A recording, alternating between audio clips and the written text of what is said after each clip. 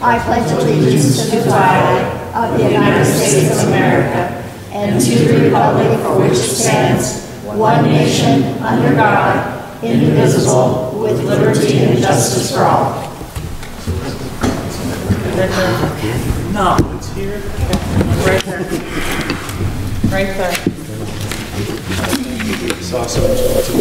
Don't touch it. They should have painted it red and put the letters on it.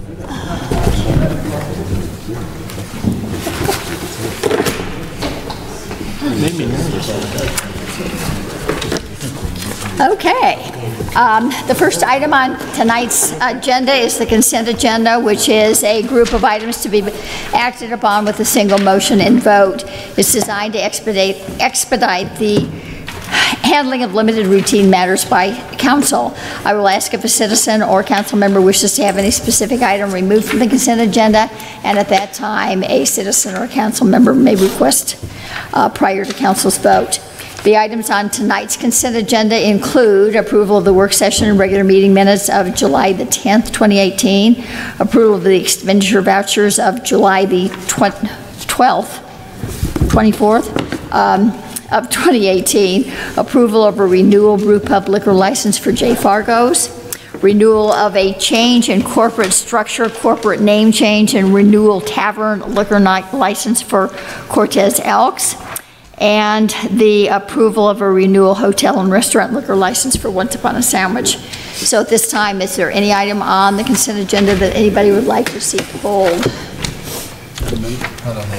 All right, in that case, may I have a motion? Honorable Mayor, I make a motion to approve the consent agenda as presented with the addition of $58,000.43. Second. Lucero. Aye. Carlson. Aye. Keel. Aye. Betts. Aye. Noyes. Aye.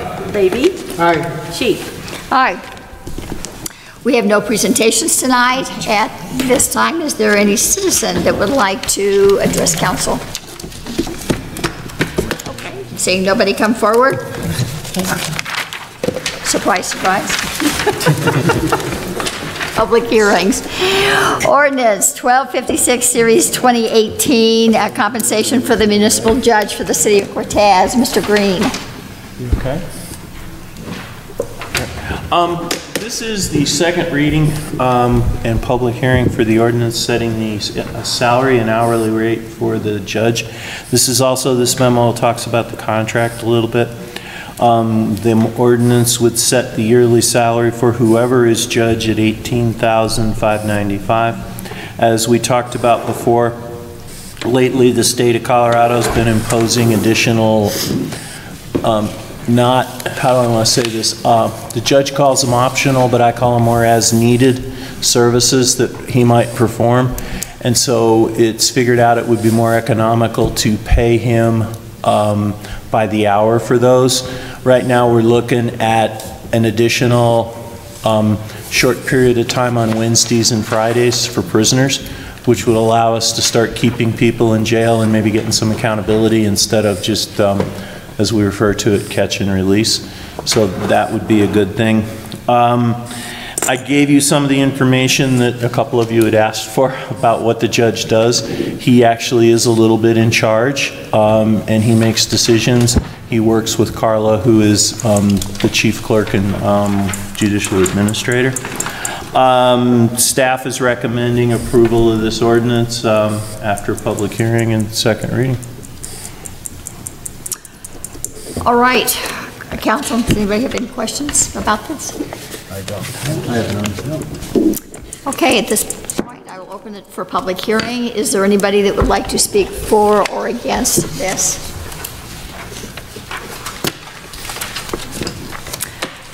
Seeing nobody step forward, public hearing is closed. If there are no other questions or no other comments by council, could I have a motion? I make a motion approving the final reading ordinance number 1256, series 2018, an ordinance setting the salary and the compensation for municipal judge at City of Cortez. I second. Noyes. Aye. Keel. Aye. Betts. Aye. Levy. Aye. Carlson. Aye. Lucero. Aye. Sheik. Aye. Unfinished business. I I was looking all over for you, Chris. He blends in with the Yeah, with the artwork. With the July 10th meeting, we considered resolution number 13, series 2018, about procedures for public comment. So Chris took it back and reworked it some, so. Yes. Essentially, council has had a number of discussions in trying to set some time limits for council hearings. Resolution 2, Series 1998 establishes guidelines and clarifications for speaking during public hearings and during council for 4 minutes and 2 opportunities. And the resolution that we presented last time, council asked for some additional clarifications. So therefore, we have added to resolution number 13 in section 1, each agenda item shall begin with a presentation by staff or council, with the exception of citizen participation and additional citizen participation, which will also be bound by these guidelines. And then in section 2, after staff or council presentation or comment, then comments by citizens may be received. For public hearings, the person seeking the action for City Council, the proponent, shall be afforded the opportunity to make a no time limit presentation to City Council. Those are the 2 clarifications I believe that council asked for, and those are the changes made to this document. Do they have any questions? And does that satisfy council's direction? Did that satisfy concerns? Yeah, satisfied mine. Thank you, Mr. Burkett. Appreciate Thank it. you. Okay. Well, if there are no additional questions or comments, may I have a motion? Make a motion to consider and approve the resolution number 13, series 2018, establish standard procedure for allowing the setting guidelines with the public comment during city council meeting. Second. Betts. Aye. Noyes. Aye. Lucero. Aye. Carlson. Aye. Levy. Aye. Keel. Aye. Sheik. Aye. All right. Thanks, Chris. Thanks, Mr. Burkett. Under new business, a letter of support for a statewide single filing portal. Kathy. What we are doing is seeking council's approval for the mayor to sign a letter of support for a statewide single filing portal that will allow out-of-area businesses with multiple sales locations within Colorado to file and remit from one website for each of the different municipalities, whether they be home rule or statutory, it doesn't matter. And this came out of a challenge by the legislature, who created a task force to get RFPs to provide some kind of software that would allow this to happen. And the purpose they did this is that, for one thing, they were trying to be proactive. As we all know, the Supreme Court has now allowed us to go out and collect from out-of-area vendors, or to require them to. There are some challenges to that, but this might overcome one of those challenges when it comes around, because most people, like let's say Amazon, how many municipalities across the United States do they serve? And how many states? It would allow them in the state of Colorado to go right to a MuniRev state portal, and they would file all the taxes for every municipality they have at once. And those would filter down to us in our programs. And the hope is that we could revive some revenue that we're losing, and that will not make us go over or applied by Tabor, where if we raised revenue, we would have to go out on a bond or an issue, an election. But it would allow us to at least grow our revenue in the future, and so retain some of that. So we're asking you then to at least sign a letter of support for this. There are many more steps that need to be done by the legislature to actually complete this, but we want them to know how many municipalities have support for this before they make their decision. Any questions? You know, given our earlier conversation, the only other question I would have, what is the timeline on their decision making?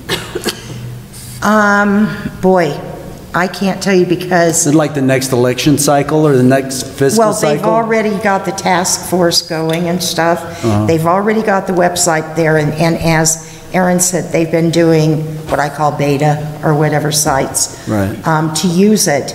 And I think once that challenge is done, where they find out that it's working for maybe 2 or 3 months in a row, that it's working without any glitches, that the municipalities are getting theirs, I think they'll open it statewide. So I think we might see it before the end of the year at least. And then we will put a push out to at least the big businesses we know by letter and everything else, letting them know this is available for filing in the state of Colorado. Okay? Thank you. Any other questions, council? I have none. All right, may I have a motion, please? I'll make a motion that we approve the mayor to sign the letter of support for statewide single filing portal, which would allow area businesses with multiple sales locations within Colorado to file and remit from one website. I second that. Carlson. Aye. Levy. Aye. Noyes. Aye. Keel. Aye. Lucero. Aye. Betts. Aye. Sheik. Aye. All right. Lori, would you tell us about the application for the DOLA grant for the police department? Yes. And Thanks, Kathy. Thank you for allowing me to present in place of the chief, and again, he sends his apologies.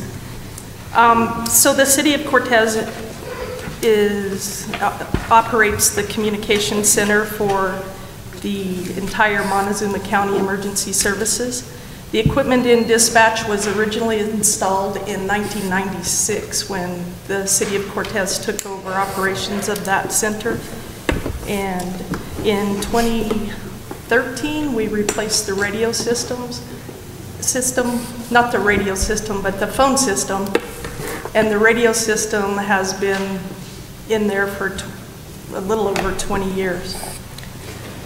So we are asking that you support a grant to the DOLA Energy and Mineral Impact for $750,000 to help pay for the upgrades on those radio consoles. And it is the chief's recommendation that you approve the request for this. All right, council, questions, comments? The only thing I see, it's time to upgrade a little. The way technology is anymore, plus security, so.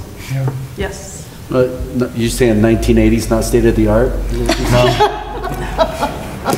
Try 58. We're just lucky it's still working. Well, when it was installed in 1996, we were the state of the art for the Southwest region. We had the best system. Well, it sounds like it's sorely needed too. I mean, I can't think of something more important than communication between your office and the public, so.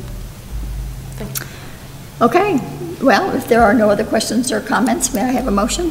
Honorable Mayor, I make a motion to approve the request for the police department to apply for a DOLA grant. Second. Levy. Aye. Keel. Aye. Carlson. Aye. Lucero. Aye. Betts. Aye. Noyes. Aye. Sheik. Aye. Memorandum of understanding between the city of Cortez and the state of Colorado. Lori. Okay, this is along the same lines with the DOLA grant. However, in this case, the state of Colorado is going to place DTR, digital trunk radio equipment, in the building that's underneath the tower at the police department. And in order for them to do that, they are requesting this MOU with the city of Cortez. We have used their microwave system since 1974. And as part of the sale of the Justice Building, they'll be moving all of the equipment that they have left in the basement of the building to the little building that's under the tower at the police department.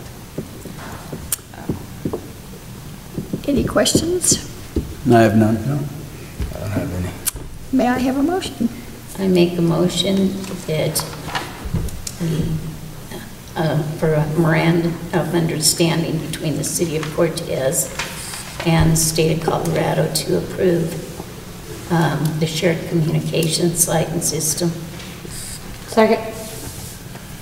Keel. Aye. Betts. Aye. Levy. Aye. Noyes. Aye. Lucero. Aye. Carlson. Aye. Sheik. Aye. Thanks, Lori. Thank you. And tell Roy he needs to watch out for those grandkids. We know he's cage fighting on the side, Yeah. blaming it on his grandkids. He's just using them as an excuse. All right, public hearing, setting the public hearing date for a new hotel and restaurant liquor license for Jimmers. Mike and/or Linda?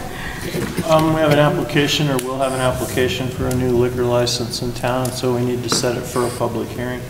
We need to go over the applications, bring them back to you, and so staff is asking that you set a public hearing for August 14th, 2018, so that we can process and have the hearing on the new application. And this would be the, just a reminder, this is sort of kind of quasi-judicial, meaning don't go over to Jimmers, please, and ask them, say, how about your new liquor license? Or go over and check things out and look at it. Quasi-judicial means you are considering it on what you learn in the chambers here on the night of the public hearing. Okay. I say sort of a lot, but I mean, you are acting like a judge when you do quasi-judicial things. All right. Yes. Fully aware. Pardon? Fully aware. 10-4, boss. You know, I used to not say and feel bad when I talked about that, and then a couple times people went and investigated on their own. It kind of backfired, so I throw it out. And he tried to order before. Okay, well, none of us will do that, we promise. I won't go there and eat either. Well, maybe we need for you to go and eat there, just don't ask about the liquor license. All right, if there are no other questions or comments, may I have a motion to set the hearing for August the 14th? I'll make a motion setting a public hearing, the date August 14th, 2018, for reviewing a hotel and restaurant liquor license for Jimmers Cortez LLC, DBA Jimmers, located at 439 East Main Street, and the neighborhood boundary of the city limits of Cortez. Second that. Lucero. Aye. Carlson. Aye. Keel. Aye. Betts. Aye. Noyes. Aye. Levy. Aye. Sheik. Aye. Resolution number 14, Series 2018, approving the contract for municipal judge services. Mike. This is the contract I've been talking about that sets the wages, the salaries, the parameters of the judges, how he gets paid. It is modeled after one of the professional service contracts that we use in the city for other similar services. Currently, the municipal judge, depending on, and I have to say this way, depending on who you talk to, is considered an employee by HR because he gets paid with withholding. What I have been asked to explain to you is that means he's probably covered under workman's comp. He gets the employer's contribution from his for his Social Security. He's an appointed official, so he does have coverage under the city's general liability policy. But he doesn't get, because he doesn't work enough hours, some of the other benefits that we would have. As an employee, he probably gets, it was explained, maybe things like the passes to the pool or some of those things, he would get the discounts, but he is not going to work enough hours to get things like health insurance and whatever else. It's set up as an independent contractor because at one time that's how he was paid, and every once in a while he talks about going back to being an independent contractor. He is required to do some training on a yearly basis that, for example, I'm not, because I'm an independent contractor purely. So, do we pay for that, or does he have to pay for that out of his pocket? it's been under his salary before, and he was having some problems with it because he had to come here to do it, and it actually interfered with his job as different than a municipal judge. So he's been provided with the training on the internet, so he's happy with that now, and he just works it into his schedule. So this would allow him, as he retires, to change back to 1099, where we're not doing any withholding, if that's more beneficial tax-wise to him. So we're trying to give him some options. He is he's one of the 3 employees that work for you, be the manager, me, and him. Everybody else works for the manager. So that's why you get to approve the contract. Will we review this annually? Well, not only this one, but the other one about the flexible schedule for other court times? The flexible schedule for court times is pretty much his call. He sets the hours of the court. That's one of the things I think is in some of those ordinances. It's his responsibility to make it work. What's supposed to happen is he gives an invoice every month or when he gets to it. And I'm not sure how that's going to be handled. I would imagine it would go to the manager directly or through Carla. And then I'm not sure how that internally, it hasn't been set up yet. And so you get to see how many hours he's spending based on the invoice. And that, I went over that with him, and he doesn't seem to have a problem with doing that. I'm guessing you're going to see, if you see 10 hours a month, you're going to see a lot. Because he's only going to do in-custody people on the 2 extra days. And we'll be able to see that as soon as, what, next month? The month after? I think he's going to try and start it. He's got to do a new order to the sheriff about how bail and bond is set and how people are held and released. And I'm expecting sometime around the 1st of August it should start. Because, well, that's not that far away, the 1st of August, as I think about it. So once he gets that order in place, the officers will be able to leave people in the jail once the sheriff's on board. Every Monday, Wednesday, and Friday, we'll set up the video arraignment and we'll see what happens. You'll have some extra time in me, maybe. You'll have some extra time in court-appointed attorneys, because we've actually had to send one over to the jail. There's a new law. The state's been messing with municipal courts the last 2 years and get my ACLU letters every couple, 3 months about what we're doing.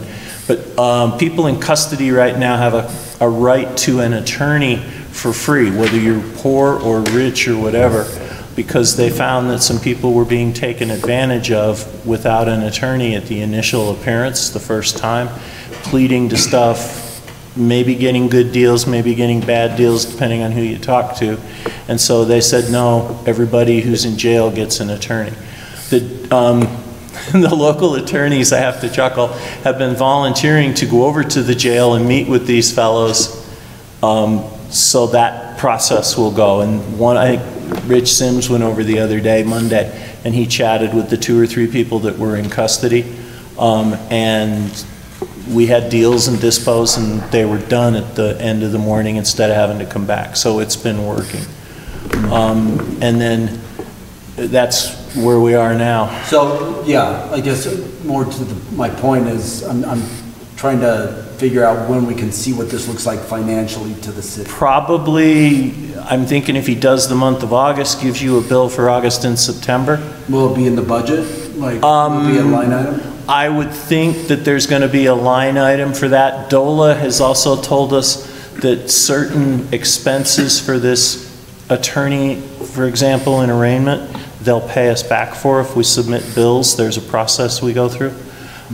So I don't know whether his time is covered under that or not. We may actually end up for a while not paying him.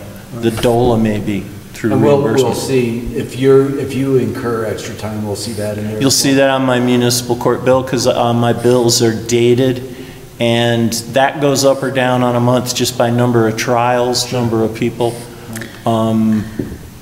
It's been pretty consistent lately, but when we go back to having people in custody, it may go back up again a little bit. Well, we have Lieutenant Brock in here from the police department. Have you heard anything on when we're expected to do that or anything?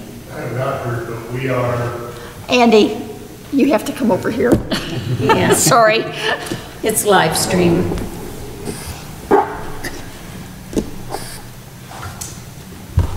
Thank you. I have not heard when, but we are spinning our wheels right now with in custodies. We will arrest the same person 3 or 4 times in a weekend.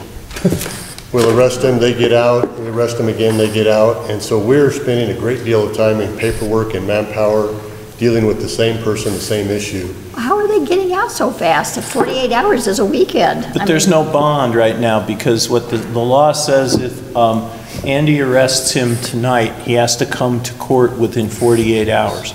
We don't have that set up, which would mean today is Tuesday, so Wednesday, Thursday, Friday morning, he'd have to be in court. So the judge is going to add a Wednesday and a Friday to meet that.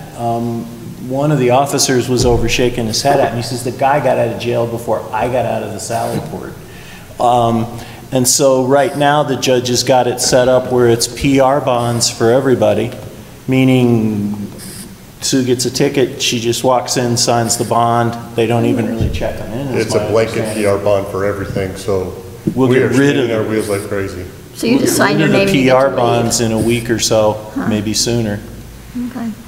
Because I'll try and get him in here to get this contract signed tomorrow. I don't know what his schedule is. Okay. You made the comment that whenever he sends these bills in, is there anything in here that states we'd like to have the bills on a monthly basis as opposed to you waiting 6 months and then giving us something? If you want them done monthly, I always figured if you want paid, you're motivated to do them monthly. Although I've noticed some attorneys, it's every 6, 8 months they send a bill. Well, I mean, is it going to slow things down if we include in there that there needs to be some kind of timely submission of? Yeah, we don't do that with other types of contractors. You know what I mean? Like give them, months on end. Oh, yeah, I mean, it's their bills are submitted on a regular Are any of basis. the other departments moving on this right now fast, or do you know? Other departments as far as? Like our surrounding area? You know what, it's a municipal thing, so when I look at the jail roster, I don't see it from other municipalities around here. In the sheriff's department, everything is county, and they have a county judge, and so they don't deal with the same issue that we deal with. It's in there? And at 4.2, contractors shall submit monthly a detailed invoice to the city. I thought it was in there, but I'm getting old and I want to make sure.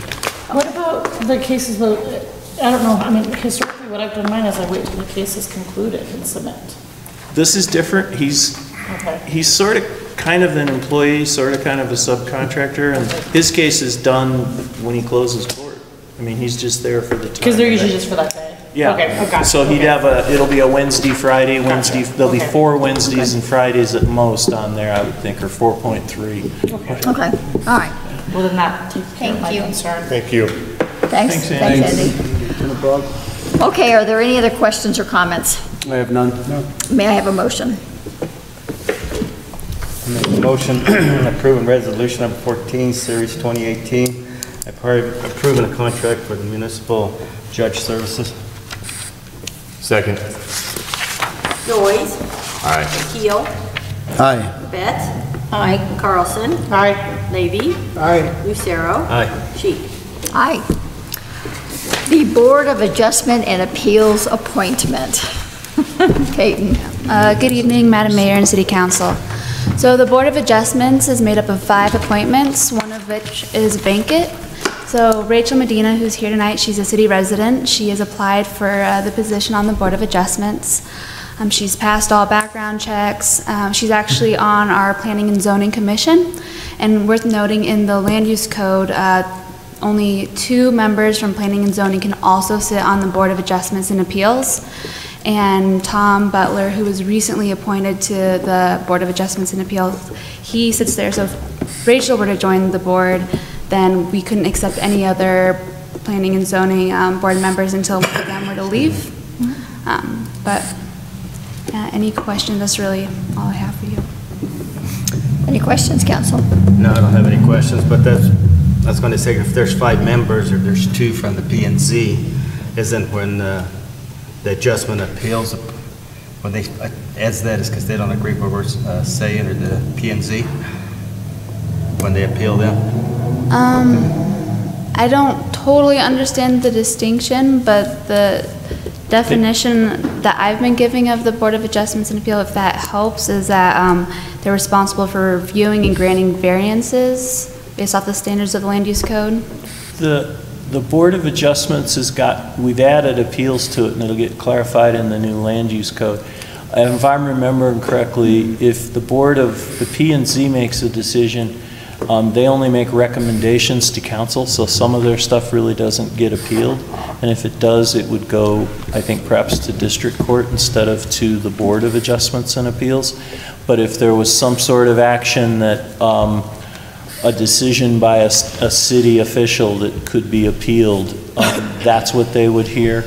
For example, the last one I remember was the restaurant next to the dialysis. They failed to get a CO from the Planning and Building Department, and so they appealed the decision of, I think it was Wade Green then, not to let them open. And so we had a hearing in council chambers for an afternoon about whether they had made he had made the right decision. So we've already got some waiting to get done. Appeals versus adjustments. Adjustments are the variances. Can I build a garage and not use the setbacks? But the appeals is limited to official decisions by city, like Sam Proffer making a decision about a CO. Right. I think I'd have to look back through my old notes, but I remember Mr. Proffer alluding to that a few months ago. We talked about I just want to and make how sure often it would be used. I was just making sure there was not too much conflict. Right. Yeah, and they're, like I say, they don't really make always appealable decisions. It's just recommendations for you folks to make a decision from. Okay. Thank you. Well, It caught me too, sir. are there any other questions or comments? I don't have any. Then may I have a motion? I make a motion that we appoint Rachel Medina to the open seat on the Board of Adjustment and Appeals. I second that. Betts? Aye. Lucero? Aye. Carlson? Aye. Keel? Aye. Levy? Aye. Noyes? Aye. Sheep? Aye. And Rachel, thank you for coming tonight. Yeah. It's not very often That's that people good. that are applying to serve on the city committee. I know actually seating was show up. limited, so I'm glad you got here early. Speech. So now one more meeting you get to go to. Thanks. Thank you, Peyton. We have no draft resolutions or ordinances, no other items of business. Is there a citizen that would like to address council? No city attorney's report. Does the city manager have an update? I do have something I would like to call the council's attention to, and since this is being broadcast, it's for general public also. Twice I've gotten the same suggestion in the suggestion box that's placed out here at City Hall, and it was a copy of the first one, and MJ told me that the person said that they're going to keep returning until we did something about it. And this person's issue is the panhandlers in town, and that they feel uncomfortable being accosted by these people.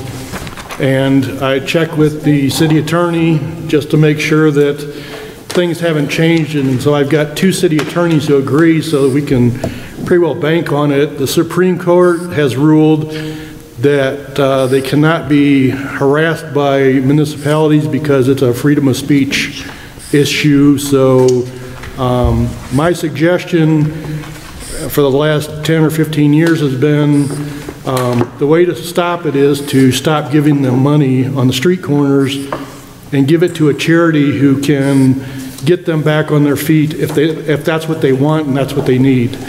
Give it to a charity, not to these people on the corner, because it's not going, first of all, to what you think it's going to, and some of them just don't need it. But there's nothing this council, the state, or anybody else can do about it as long as the Supreme Court said we can't do anything. So there's a lot of municipalities that have tried and it's gotten shot down. So I'm sorry. And since this person has not left his name, their name or number, I don't know how to get a hold of them. But since they said they'd keep coming back, I asked MJ to stop them and let me talk to them when they come in, or get his name and phone number and I will talk to them. But that's, since they didn't give me any information, I can't follow up on it. But I'm sure all of you have gotten that question also, or will get it soon. Well, the newspaper is here, and maybe that would be something good to include as you report what happened at the meeting tonight, because I think that's an excellent point. And the ACLU is hanging in the wings in case we overstep, and the truth is that if people don't like this, then they have a responsibility to help solve that problem, because it's not something the city can fix. So maybe that's something that needs to be drawn to. Not too long ago, you folks repealed all our loitering ordinances, which were our vagrancy ordinances, which were our no panhandling ordinances. I want to say it was early last year. It's been about a year. We'd never enforced them. I think I spoke with Lieutenant Brock and some other officers, and they couldn't remember us ever writing a ticket. So we've not ever enforced it because of the Supreme Court rulings. So yeah, our hands are tied with that. Okay. Anything else, John? That was it. Thank you.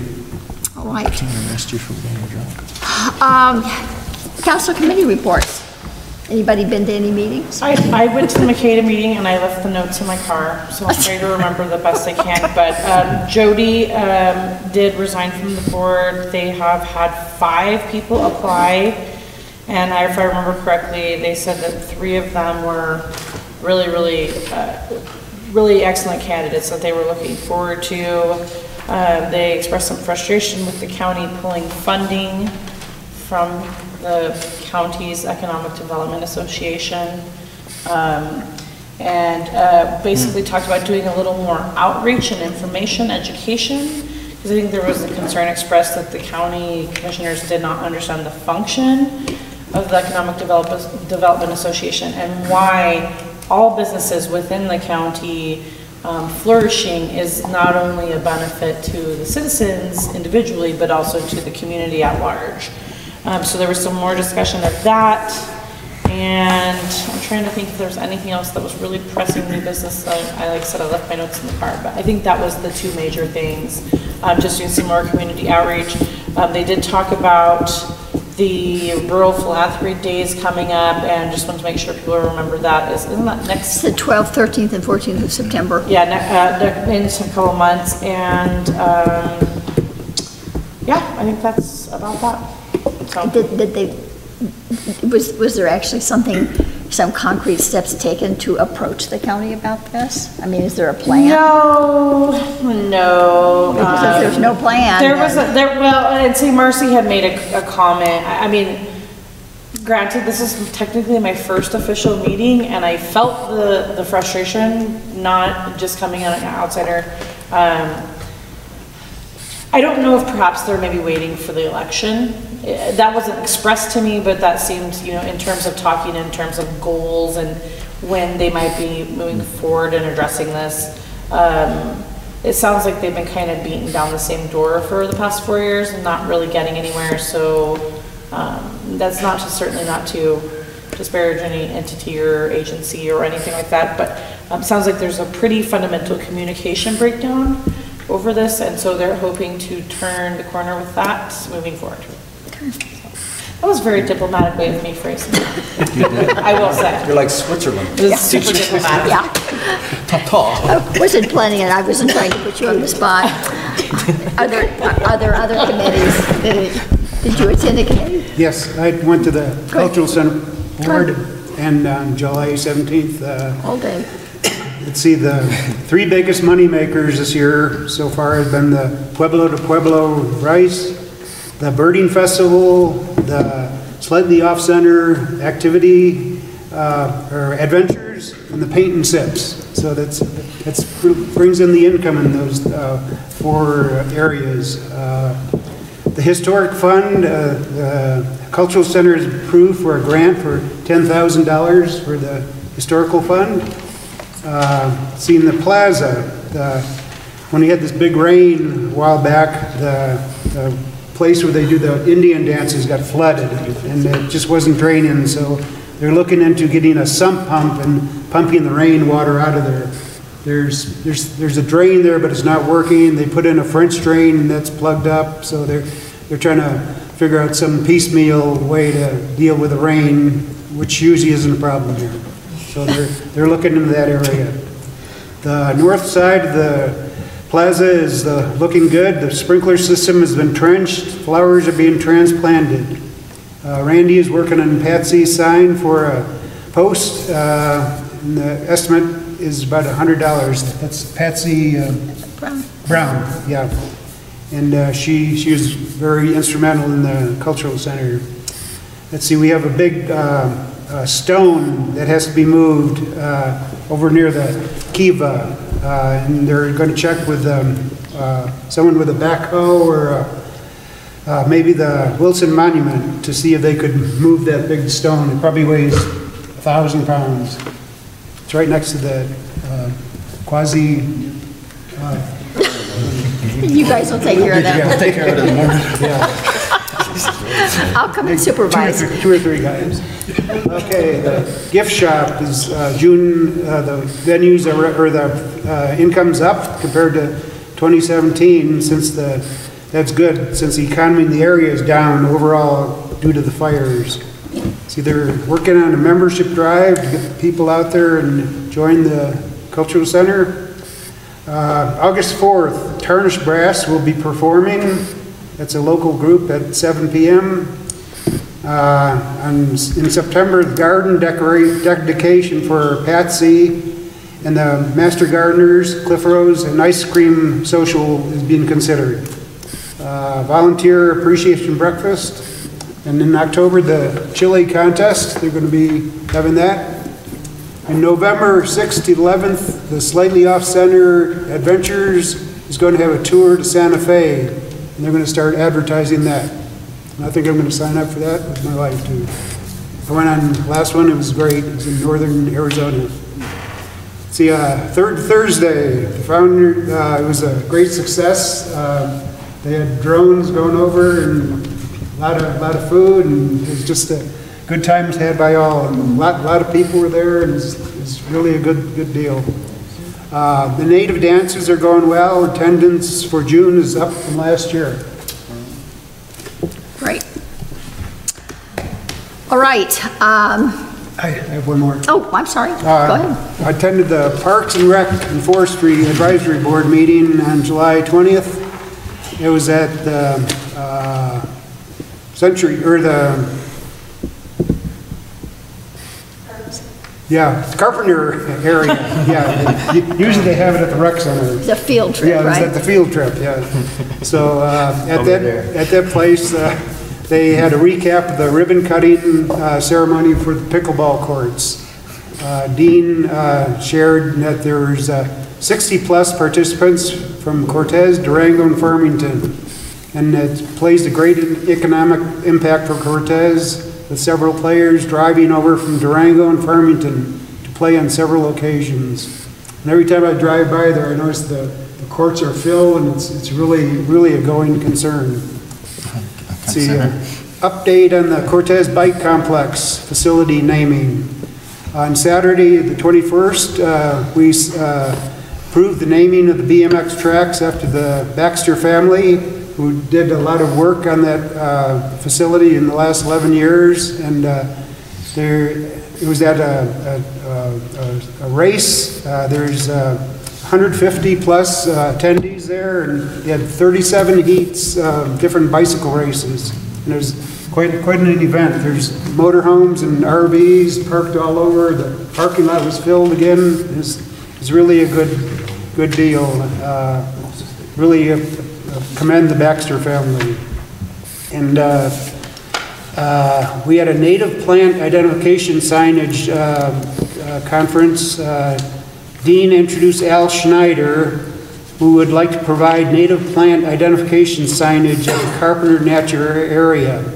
And we looked at two different signs, a larger one and a smaller one, and we decided to go with the larger one. Costs are $20 to $25 per sign. Dean said that some funding can be used for this purpose, up to $500. And the final thing was that we toured some trail repair areas in Carpenter and Gear. Southwest Conservation Corps crew, which consisted of 8 high school students and 2 adult supervisors, worked on trail repair in the Carpenter area. 3 trail repair projects were identified, and at least half the work was completed on them. Dean said that the SCC crew will be spending 1 week at Denny Lake working on 4 improved fishing areas. They're trying to increase the water area because the reeds are starting to encroach in the center of the lake, and that'll open up more areas to fishing.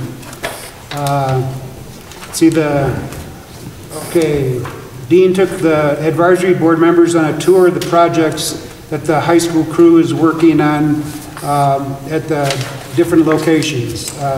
Some of the concrete trail mowing and dirt removal is needed, and he said he'll get the park crew on that next week. That's the end of my story. Good, okay. Gary and I went to Mesa Verde Country meeting on the 11th of July. Mesa Verde Country has hired a new company to oversee their website, and the executive director is really pleased with what they've done. They're taking down some broken links, replacing outdated partner addresses, and are basically just taking a really close look at the whole website to make some improvements and to focus on those areas of the website that are receiving the most visitation so that they can kind of pump those up a little bit. Lodger's tax for May was flat, which is not unusual this time of the year, apparently. The Colorado Tourism Office is offering to rural communities a program called CRAFT, and I can't remember, Gary, what CRAFT stands for, but basically the whole purpose of the program is to provide education and help assist rural communities in reviewing some of their programs and helping municipalities and nonprofits become more connected through tourism. Kelly was in Denver, May the 23rd through the 28th at it's kind of like a speed dating roundtable sort of thing where you have the opportunity to be able to meet with both domestic and international tour guides and media writers, journalists, and it gives you just an opportunity to make lots of contacts. Visitation to Colorado is up 29%. Over the last 5 years from people coming from other countries, with the UK and Ireland being the strongest as far as international visitation, but with close seconds with Canada, Australia, and in our area too, we also see solid visitation from Germany, France, and Italy, which I found really surprising. We talked about lodger's tax, the 2018 farm and ranch tours. They had one of each of those, and they went through they're going through a process of kind of debriefing, figuring out what went well with those and what needs to be tweaked so that they can offer a farm and a ranch tour again this fall. And then in new business, there is a company called Crow Drift, and what they do is they go on social media like Instagram, for example, and they contact people that put up their, they find that marketing is more successful if people can go to an entity's website and actually see pictures of individuals participating in an activity, and particularly local people. And so what this company does is that it reaches out, it contracts with all kinds of folks that post stuff on Instagram, for example, gets permission from them to be able to use those pictures, and then basically you pay a monthly service, and the company then has some kind of an algorithm or something that allows you to be able to pick and choose what pictures are out on these services that you might want to use to upload to your own Facebook or your own website. And so Mesa Verde Country is going to go with that for a year and see how that works, see what positive impact hopefully it'll have on marketing for this area. Is there anything else, Gary, that I missed?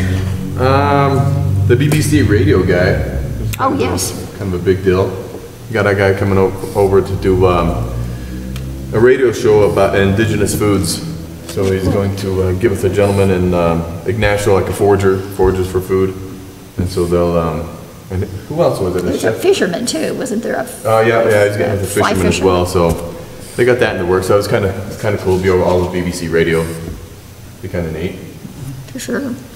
They talked about maybe getting with Airmark Tours, maybe do some tours, sell them out at Crow Canyon.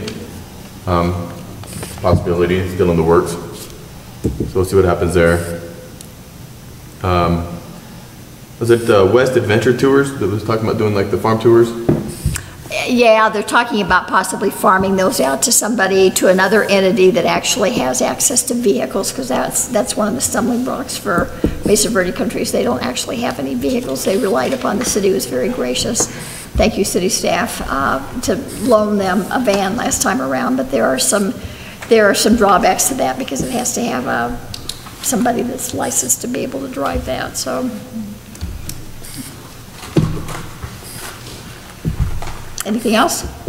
The only other thing I have is in the county we have a new when Vacation Home 1 new B&B 3 cabin properties, 2 RV parks, and 2 guest something.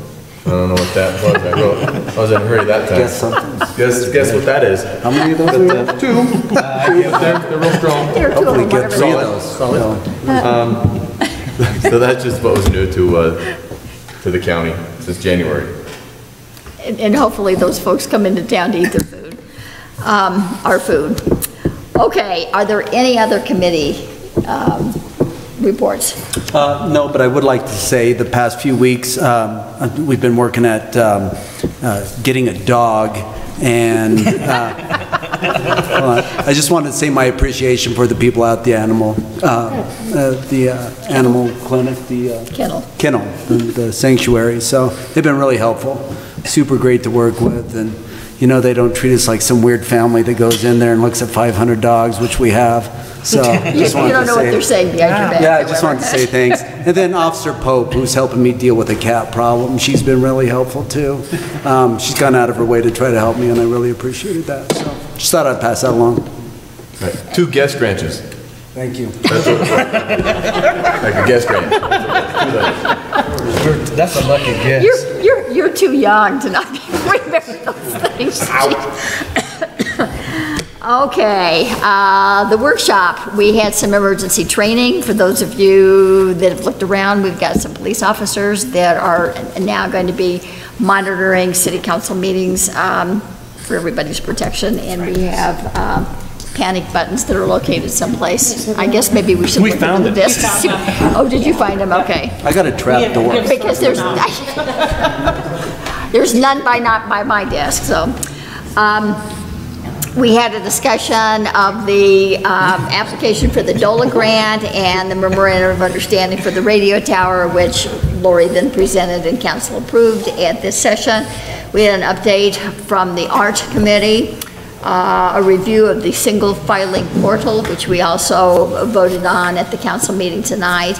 And then we spent some time discussing the public survey questions for the fiber project, because it's going to be really important for us to be able to craft those in such a way that we get the kind of data that we need in order to be able to make some good decisions on that. I would like to let City Council know that chronic therapy, which is moving into the old La Pasta site, is going to have their open house this Friday at noon, and any and all council members are invited to come to that if you would like. And she would be happy to give you a tour later if you can't get to the open house. Mike and I were, that's Friday at noon. Friday at noon, so you can go over your lunch break. Hey, got the lunch. They're serving refreshments, so. Serving food. Take a designated driver. Are they? They can take care of all needs at single site. Maybe. Mike and I were at the community garden, and John as well, were at the community garden this evening. Kinder Morgan made a $4,500 donation, which basically I'm assuming paid for the pergola that was built. If you guys have not been over there lately, take a few minutes sometime to go. I will tell you that I am very impressed with what the community garden folks have done with that area over there. You know, it started out as a fairly small space for 15 slots. We had over 20 families who were interested in having spots this past year, and so those folks asked Dean if they would be willing to expand the community garden, which he's, you know, Dean's worked really, really well with these folks, and they've just done a really nice job. It's clean, it's attractive, their plants are flourishing.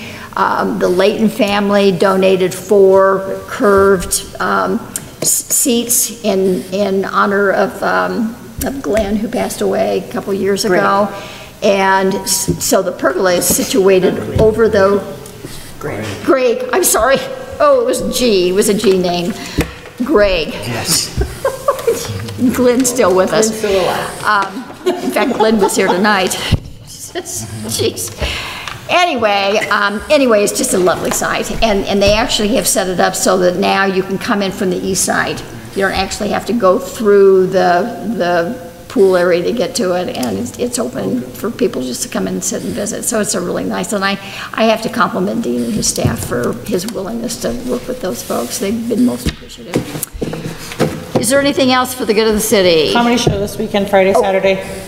At the Sunflower. At the Sunflower Theater, $15 per night, different shows each night. It is a 21 and up show, not approved for all audiences material. I have comics from Texas, Arizona, New Mexico, and Colorado.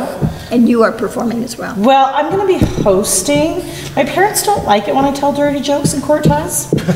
So I'll be hosting. But the class of 1998 is going to be in attendance, and I have prepared some choice roast for some of the attendees. Now, which night will that be? That will be Friday evening. Okay. So if you remember some of those people, class of 1998, they're having their 20-year reunion. I have some great jokes worked up because finally I get to make fun of them for once. So it's going to be a good time. But yes, we're actually benefiting Crow Canyon. Crow Canyon will have an informational table inside of the venue. They will also be soliciting any sort of tax-deductible donations you like to make to their program, as well as providing information. I think they might have some merchandise as well. And then just a quick thank you to the Journal. I didn't know you guys were going to write an article. I'm really pleased you used the Sam Kinison photo of me. Looks exactly like Sam Kinison. So when you see the paper, that's an old photo when I was doing a Chicago musical, just so you know, it's not a comedy thing. I don't wear a sequin beret on stage. Don't be disappointed. Okay? But yeah, it's actually a really great show. And I have to tell you, the strongest comics right now are my guys from Albuquerque. They are phenomenal. In fact, I had to kind of finagle them around. I have 3 performing one night and 3 performing another night because a bunch of them are in like Southwest regional comedy competitions, and some of them had to compete one night and the other night. So these are guys that in 5-10 years you could be seeing on Netflix. Wow. So I would strongly encourage you to come and check it out. 7. It's at 7. The doors are going to open at 6. Desiree still has tickets available. I can tell you Friday night is going quicker than Saturday night just because of the reunion people being in town. But they're still available. You can get them straight from the Sunflower. And we'd love to have you guys. So. Karen, I have one more thing. Yes. Glenn Layton, as you saw, he came to the workshop. He brought a check tonight to the city of Cortez to pay for some trees. When he put his new awning on his building, the city took out one of the trees. He brought a check for $500 tonight to pay for some trees that go in those movable bins so that the city could help. He would really like if it would be nice to have some kind of a tree down there. Because he has the awning and everything, you'll have to really look to see about size. But he'd really like to have something that could be pulled out every year so that it's not in ground. But he wanted to make sure you guys knew that he brought that by. Tell him thank you. Yeah, he'd promised when they took that tree out a while ago that he would replace it, so he's making good on that. Okay, well, thank everybody for coming. We're adjourned. His brother was it. Yeah. Sorry, guys. Yeah, faster than I thought. Yeah. But not as fast. Never counted. Got it.